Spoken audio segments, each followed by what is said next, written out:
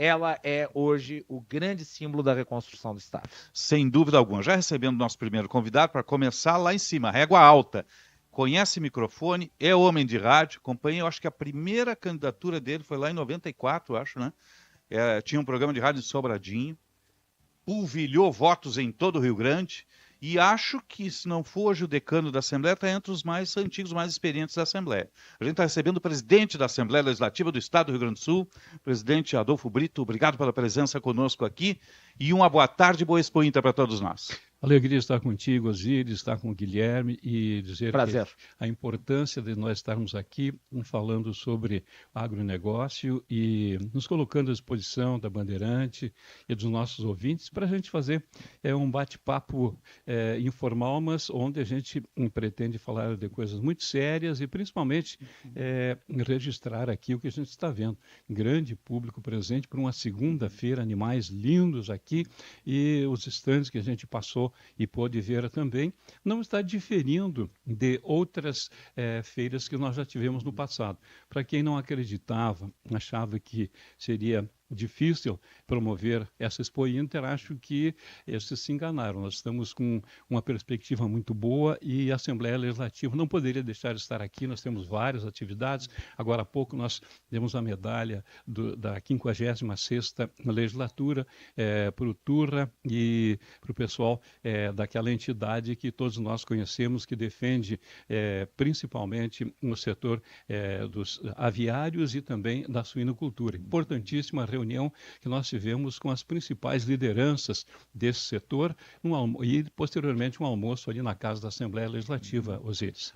A Assembleia sempre tem o pé fincado aqui, porque tem a Comissão de Agricultura, o senhor conhece bem, o senhor já ocupou, o senhor vem da base rural lá de Sobradinho, também conhece muito do Rio Grande, tem uma importância que vai além do institucional, a Assembleia está aqui dentro, né, presidente? Exatamente, é um dever da Assembleia, porque o agronegócio, na verdade, ele hoje faz girar da economia, 30%, 40% da economia do Rio Grande do Sul vem do agro. E eu tive a oportunidade de presidir por 8 anos a Comissão de Agricultura, Pecuária e Cooperativismo, e esse ano o partido nos incumbiu de ser o presidente da Assembleia Legislativa. Estamos muito agradecidos pela oportunidade de poder tomar conhecimento de muitos e muitos assuntos importantes da economia do Estado e especialmente do agronegócio. E a gente vem para ajudar a somar. Nós temos na Assembleia vários deputados que defendem o agronegócio e principalmente agora estamos trabalhando pela recuperação do Estado do Rio Grande do Sul.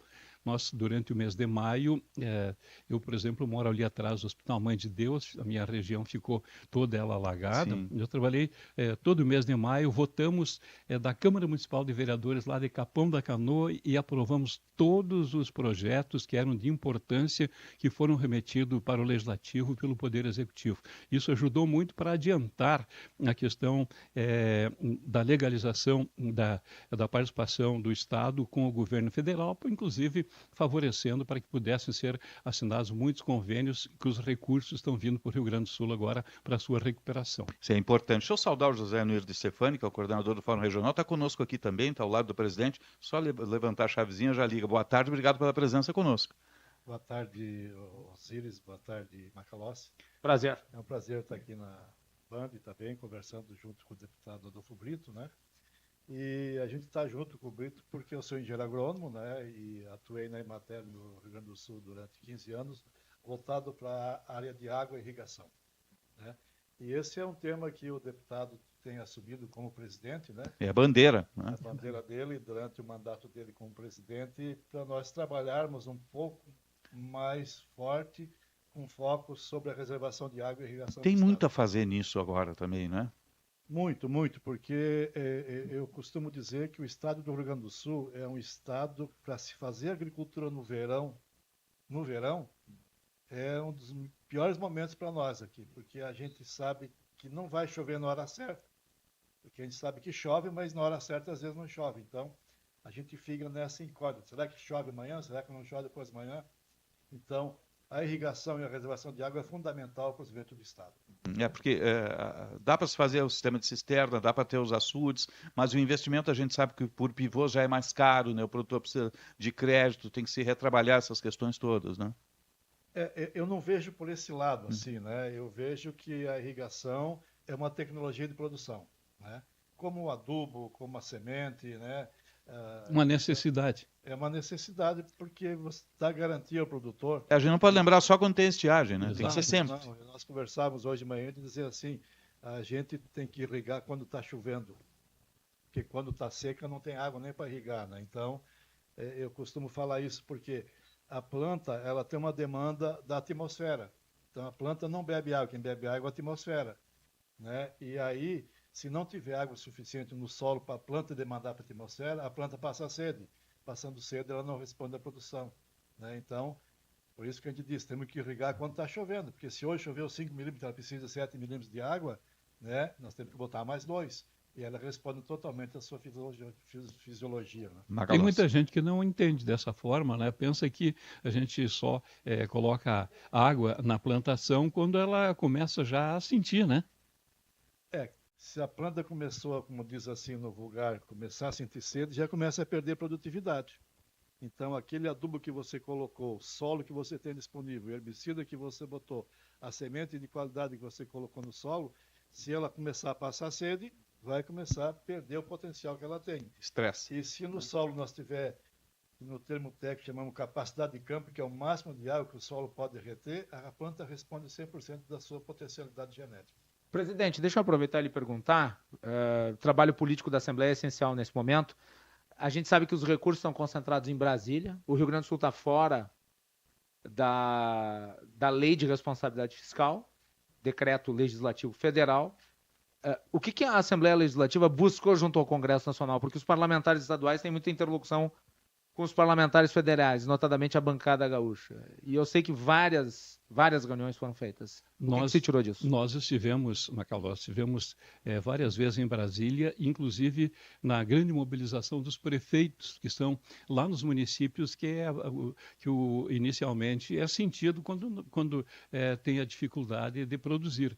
Fizemos participação direta, uma comitiva de 10, 11 deputados acompanharam e fizemos várias audiências, inclusive com a participação também da bancada federal, do Senado, levando as principais metas e necessidades que o agronegócio tinha naquele momento e boa parte ainda tem. Algumas das reivindicações foram atendidas, mas ainda tem muita pendência do governo federal com os produtores rurais. O que ficou para trás na sua avaliação, presidente? Na nossa avaliação ficou para trás a renegociação de dívidas daqueles produtores que esperaram até o momento de fazer essa negociação e atrasou no governo federal a data para que pudesse ser feita essa negociação. E até foi o clamor feito aí pelas manifestações do agronegócio nos últimos dias. Né? Exatamente. Ou seja, eles ficaram negativados. Não pode acessar nem o Plano Safra. Exatamente, não podem acessar recursos para a nova safra. Isso é uma tragédia para quem produz, porque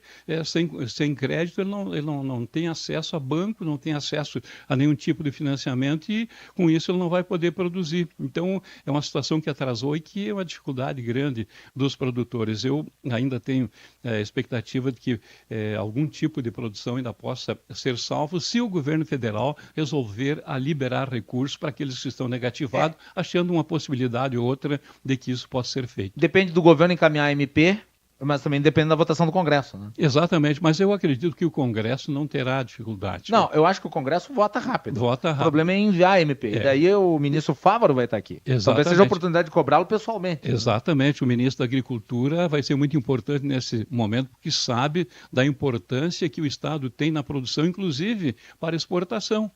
E precisa desses recursos. Então, eu acredito que na vinda dele será muito proveitosa para a gente também fazer um pé de ouvido para ele. Com certeza haverá manifestações de produtores na busca de um apoio maior, mas com certeza a classe política vai chegar e colocar para ele a situação devida que está hoje no Rio Grande do Sul. Nós temos algumas cadeias, por exemplo, a leiteira nós perdemos 18 mil animais pela enchente, 18 mil animais no Rio Grande do Sul. 70% disso é cadeia leiteira, que já estava com problemas antes por causa da competição do Mercosul. E agora muitos produtores perderam as vaquinhas e perderam a terra. isso tu precisa um auxílio direto, não é, presidente? Exatamente. E tem outros setores também que precisam. Nós estamos brigando também muito, e fizemos isso em Brasília já em manifestações anteriores, com relação às pequenas empresas que foram atingidas de uma forma ou outra pelas enchentes de maio. Tem muitas e muitas pequenas empresas que estão até hoje sem condições de retornar ao mercado e emprego que a gente está perdendo, é recurso que não está girando, e a princípio havia uma promessa de recursos através do Pronamp que não chegou aos recursos. Chegou uma parte, mas grande parte das pequenas empresas ficaram sem poder acessar esse recurso, que era um recurso com um juro bem possível e com tranquilidade os agricultores poderiam pagar e as pequenas empresas também. A cadeia leiteira estava sugerindo, ou pedindo, solicitando, o governo do estado até, a liberação do chamado Fundo do Leite aqui do estado do Rio Grande do Sul, que tem um valor considerável, são 30 ou 40 milhões, que já auxiliaria, em alguma medida, os pequenos produtores. E há fundo perdido, né? E há fundo perdido, no caso, né? O senhor acha que isso ali adiante possa ser liberado com o governo? Eu acredito, a gente precisa conversar com o governo. Eu, por exemplo, hoje que eu fiquei sabendo dessa preocupação da pequena propriedade rural, de quem produz leite, da luta pelo Fundo Leite. Quando eu estava na Comissão de Agricultura, nós já lutávamos por isso. E tinha o mesmo caso também com a questão... quando foi criado o Fundo Leite, exatamente. Na época, né? E também tem o caso do arroz. Que tem também um fundo e que esse já conseguiram acessar com de melhor forma, mas o Fundo Leite com certeza é muito importante para aqueles agricultores que permanecem ainda tentando produzir. Sim, é importantíssimo isso. Agora, sua bandeira é irrigação, né? O senhor acha que vem sendo bem trabalhado isso no interior? Tem que se estabelecer uma cultura, muitas Expo Inters, também a Expo Direto trabalham essa questão, né? Não é só investimento, é se pensar no futuro e na proteção da sua lavoura, né? Exatamente, por isso, quando nós lançamos a plataforma desta presidência, reservação da água, irrigação, piscicultura, teve um grande apoio e continua tendo. Grande parte da população acredita, como nós, que nós temos que ter a reservação d'água. Mesmo que chova normal, tem a reservação. No momento que não chover, tu tem a água para suprir aquela necessidade. Aí é que tá. Nós tivemos aí chuvas inéditas no mês de maio. A pergunta é, algo disso, alguma parte desse volume de chuvas inédito que caiu no estado ficou retida para a gente usar quando faltar água? Isso foi porque esse é o buziles. Exatamente. Eu gosto dessa palavra. Quando nós lançamos essa campanha, que nós já dizíamos isso. Aqui chove 100 milímetros, 101 vai para o mar. Ou seja, não se tem ainda a consciência da necessidade de ter reservação d'água. Então, nós lutamos contra, principalmente, essa ideia de que não há necessidade, que não se tem ainda, até esse momento, não se tinha a perspectiva de que pode não chover na sua safra. Então o agricultor ia levando, mas está na hora da gente sentar, parar, buscar essa solução. Aí precisa também que os técnicos possam passar isso para o agricultor. Lá na pequena propriedade, os grandes agricultores, a maioria já tem o agrônomo que dá... A grande propriedade já tem. Né? Já tem essa solução, mas os pequenos produtores têm essa dificuldade com a Emater, que poderia, e o governo do estado, que a gente agora está trabalhando junto também, no sentido de buscar esse apoio e a conscientização tão necessária para que o agricultor não perca a sua produção. O José Nuir, do Fórum Regional. Quero dizer assim, o estado do Rio Grande do Sul, ele tem uma vocação... Ligou o microfone? Tá ligado. Agora vai. Tem uma vocação de armazenar água, né? E a gente conversava, aqui chove 1.500 milímetros por ano. O senhor só aproxima um pouquinho mais do microfone. 1.500 milímetros por ano na média, né? Bom, desses 1.500, normalmente 1.000 vai para o mar, né? Sobra 500. Se nós conseguir desses 500 milímetros armazenar 300 milímetros, o que é 300 milímetros? É 3 litros por metro quadrado, né? Quando chove isso. Então, se nós conseguirmos armazenar esses 300 milímetros em microaçudes, em açudes, em barragens, nós vamos ter água suficiente para irrigar mais de 2 milhões de hectares no estado do Rio Grande do Sul. Mais de 2 milhões do que nós estamos irrigando hoje, né? A gente falava, nós estamos irrigando hoje. Você desligou o seu microfone. Nós estamos irrigando hoje, está funcionando?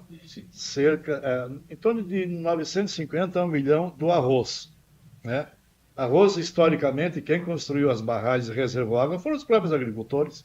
Não teve investimento do Estado em cima disso. E hoje demanda muita energia também. Numa época que era mais difícil de construir isso. Né? A partir de 2010, começou a se trabalhar muito fortemente a irrigação fora arroz no Estado. Se irrigava aqui em torno de 75 mil hectares, milho, soja, né? Hoje nós estamos irrigando 300 mil hectares. É muito? Não, é muito pouco. Como eu disse, nós podemos irrigar mais 2 milhões de hectares aqui. E a pergunta que tem aqui é, nós temos água para isso? Temos? Temos. Porque se chove 1.500 milímetros... Sim, e no inverno chove horrores. Tem aquelas semanas de chuva que é um... Por isso que eu digo, o clima do Rio Grande do Sul ele é ingrato para nós nesse sentido, porque no inverno nós temos excedentes e no verão nós temos, às vezes, excedentes mal distribuídos. Essa é a questão. Que às vezes chove 50 milímetros num dia e ficamos 15 dias sem nenhuma gota de água. E não chove parelho todo o estado também, né? É regional. É que o São Pedro também ele não está distribuindo chuva de acordo com política pública. É a política pública que precisa usar a água que cai e distribuir ela da melhor forma. Então depende de nós, né? Das ações do setor público e do privado. Né? E o que se pode dizer assim, às vezes a gente fica julgando muito mal o pequeno produtor, o médio ou o grande produtor, porque ele está reservando água. Ele devia receber por isso. Se ele está reservando água, ele devia receber um bônus por isso. É porque ele vai produzir mais, né? E não ser punido por isso. Sim, então aumenta a área plantada, né?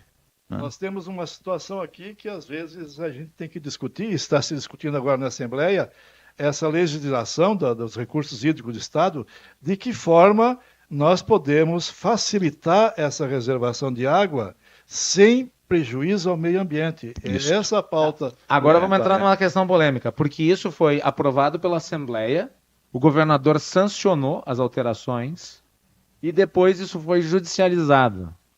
E aí? E quando entra a justiça na parada e destaca eventuais inconformidades da legislação aprovada, o que a Assembleia pode fazer? Mas eu acho que aí o problema não está na reservação, e sim no desmate da mata ciliar, que nos provocou aquele desastre do Vale do Taquari. Nós só recebemos essa enxurrada em Porto Alegre porque o rio desceu com uma força absurda, porque não tinha mata ciliar. Né?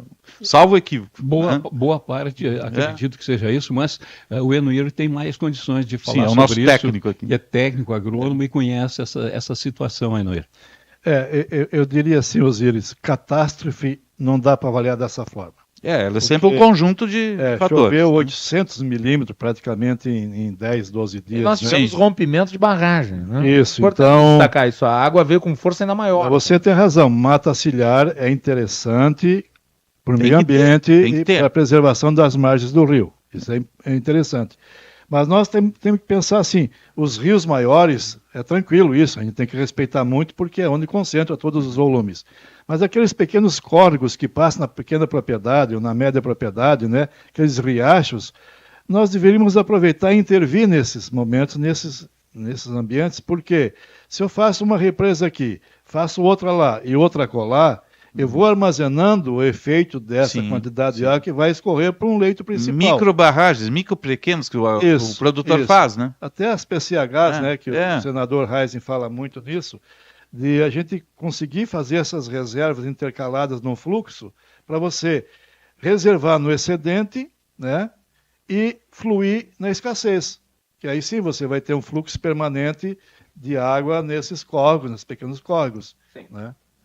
Mas o que eu tinha comentado com o presidente Adolfo era sobre a questão envolvendo a judicialização desta flexibilização do Código Estadual do Meio Ambiente, que ocorreu por meio de uma ação contra a Lei 9.868, né, que, no caso aqui, a ação direta de inconstitucionalidade 7650, foi, aliás, uma ação do Partido Verde. Apontou violação do direito à vida, à saúde e ao meio ambiente. E foi ao Supremo Tribunal Federal. Como é que vocês avaliam essa judicialização da decisão da Assembleia? Deixa eu fazer uma preliminar em relação a isso.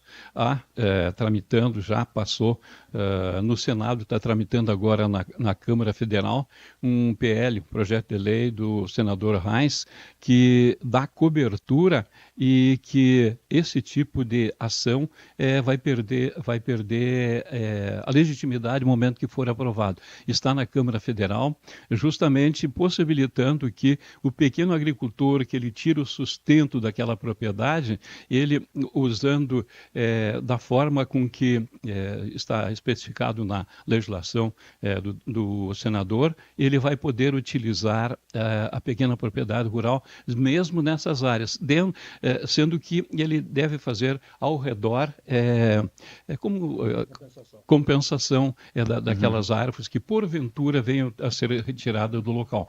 Está tramitando e deve ser votado ainda esse ano na Câmara, porque já passou no Senado.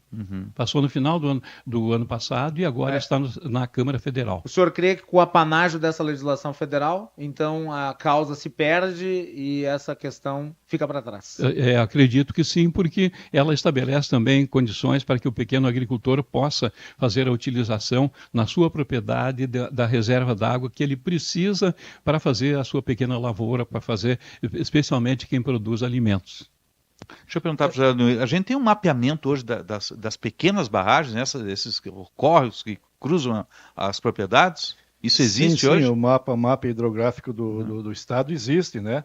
E o órgão ambiental, inclusive, se baseia em cima desse mapa do Exército, que está definido lá, onde Ele deve ter tido alteração em função da enchente, né? Mas onde é uma drenagem permanente, que são os rios que correm o ano todo, né? Isso está perfeitamente visível, né, onde a drenagem intermitente, que corre quando está chovendo ou após a chuva por um período, e quando dá uma pequena estiagem para de correr, nós chamamos isso de drenagem intermitente. É nessa drenagem que nós gostaríamos de intervir e que hoje a legislação do Estado não nos permite fazer essa intervenção, né? Então nós estamos propondo nessa nova legislação que está sendo construída na Assembleia, de que seja possível, através, claro, de um licenciamento, com acompanhamento técnico, tudo, você fazer a intervenção, mesmo que tenha uma pequena área de APP, fazer uma compensação. Se tem lá, você tem uma margem de 10 metros, como você vai aumentar a área alagada, você vai dobrar a área de preservação. Isso é uma compensação em dobro daquilo que existe hoje. Então, há um ganho ambiental em cima disso, né? E depois temos as drenagens efêmeras, que são aquelas drenagens que choveu, correu água. 3, 4 dias não corre mais. Aí é tranquilo, podemos intervir hoje sem problema nenhum, está liberado até 10 hectares de espelho d'água, que é tranquilo. Mas são locais que as águas são poucas para isso. As águas estão mais na intermitente, principalmente, né? Então, se nós conseguirmos entrar nessa área, nós vamos ter água para irrigar mais 2 milhões de hectares. E a gente corre quanto tempo, né, presidente? Porque para se evitar justamente o pior ali adiante, que se repita, né, esse processo. Na Assembleia, a legislação está sendo elaborada, inclusive com a participação do Poder Executivo, porque nós não queremos avançar a legislação contra o meio ambiente. Nós queremos exatamente conseguir montar uma legislação que obedeça o meio ambiente, mas que dê mais oportunidade para produzir alimentos e especialmente para a pequena propriedade. E nas propriedades maiores, normalmente os proprietários têm os agrônomos próprios, técnicos próprios, que eles elaboram os projetos para serem aprovados e a partir dali então se estabelecer lavouras maiores. Presidente da Assembleia Legislativa, Adolfo Brito, obrigado pela presença conosco aqui. A casa está aberta, o senhor é da casa, né, conhece o microfone, né, homem de comunicação. Obrigado pela presença, uma boa Expo Inter para todos nós. Agradecemos a oportunidade, Osiris, de estar contigo e com o Macalossi e dizer da importância de assuntos como esses serem colocados para a gente debater, especialmente nessa época em que o agronegócio está em alta aqui na nossa Expo Inter. Um abraço fraterno a todos os nossos ouvintes e um bom trabalho para vocês. Bom trabalho, presidente, com certeza. Temos aí, o agro é 70% do nosso PIB. José Noiro, obrigado também pela informação, pela presença conosco. A casa está aberta, pode chegar. Nós agradecemos e estamos juntos com o presidente da Assembleia para assessorá-los, para que a gente possa ter realmente uma legislação mais aberta, para os agricultores poderem reservar mais água, porque é de alto interesse social isso no Estado. Obrigado pela presença. Sistema OCER, juntos vamos reconstruir.